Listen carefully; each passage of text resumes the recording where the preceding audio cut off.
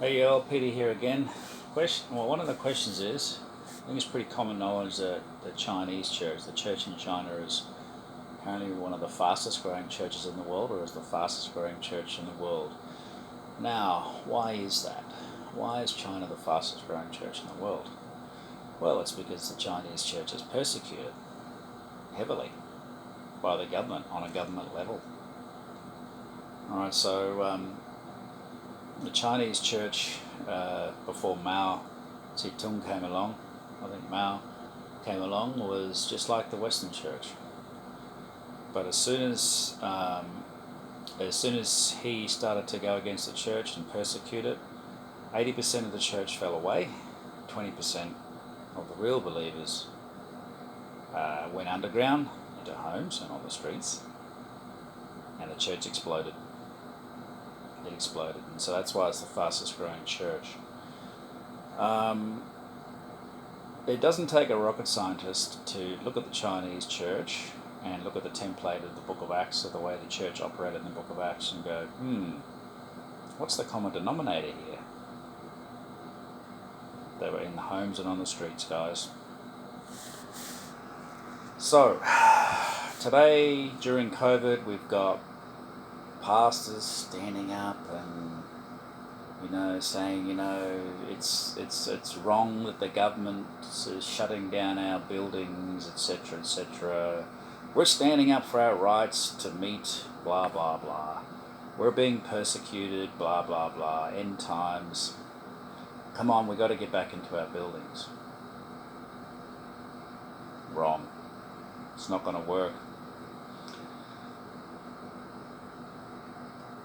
I think it's a good thing that I hope and pray, frankly, when we hear about persecution, pray for this country, pray for that, the persecution over there. No, don't. Pray that the persecution continues. We're not here for lifestyle. Christians are not on this earth. We're not put on this earth to live a comfortable lifestyle. We're put on this earth to be disciples of Jesus. And there is a huge gulf in between a comfortable lifestyle and being a disciple of Jesus. We have the comfort of the Holy Spirit, and that's just something that's just totally next level. But we're not here to live a comfortable life, guys. So I say pray for persecution for the church, especially in the Western world. I say shut down all the churches. Shut down the institution of the church. Frankly, it's not God's will. The church institution, the Catholic Church, all the massive $1 million buildings and millions and millions and millions of dollars worth of buildings that have been poured into buildings, which are producing so many people who are just not true disciples of Jesus. They're just churchgoers. They're just bench warmers. Frankly, I'm using tough words here. I may sound insensitive, but it's just the truth, guys. Sometimes the truth hurts. 80% of the church, a huge percentage, are just simple bench warmers. And it's a good thing for persecution to come, and for bench warmers, the bench warmer Christians, to be ejected out of the church, to fall away from the faith. That'll give them the opportunity for the Holy Spirit to actually work on them. So persecution is a good thing to happen, because what it does is it locates people. Are they true disciples of Jesus? And, we're all worried about division and unity and all that sort of stuff. Well, I'll tell you what. We pick out Psalm 133 out of, how beautiful is it when the brethren dwell in unity. But how does that correlate? How does that match with Jesus saying, I didn't come to bring unity, I came to bring division and the sword, and set one person against another? Okay?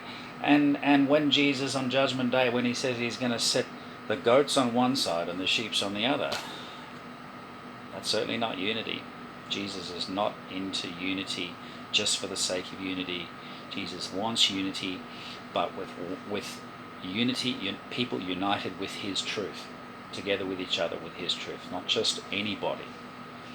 He's a very, very, Jesus is exclusive. He's coming back for a holy, pure bride. So anyway, I think I'm getting myself off track here again. But the thing is, guys, I just wanted to make the point that if the church is going to truly grow, then persecution needs to come. And I pray for persecution to come to the church in the Western world, in Australia, in the United States, everywhere. I pray for it, because that is how the job is going to get done.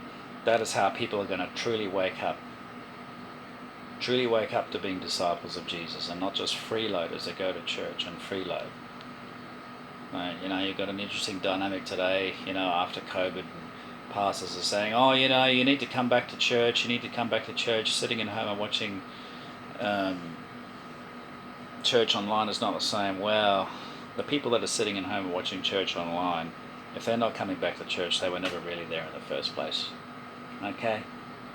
That's unless they're out on the streets meeting in the homes and going out in the streets and being true disciples. But if they were just sitting there as spectators, they were never really true disciples of Jesus in the first place. I know it sounds harsh.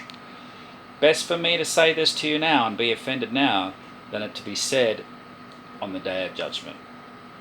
And it's all about what's going to be said on the day of judgment, because it is a final day. I don't want to be a prophet of doom and gloom here, but I want to be a prophet of truth, the whole truth and nothing but the truth, okay?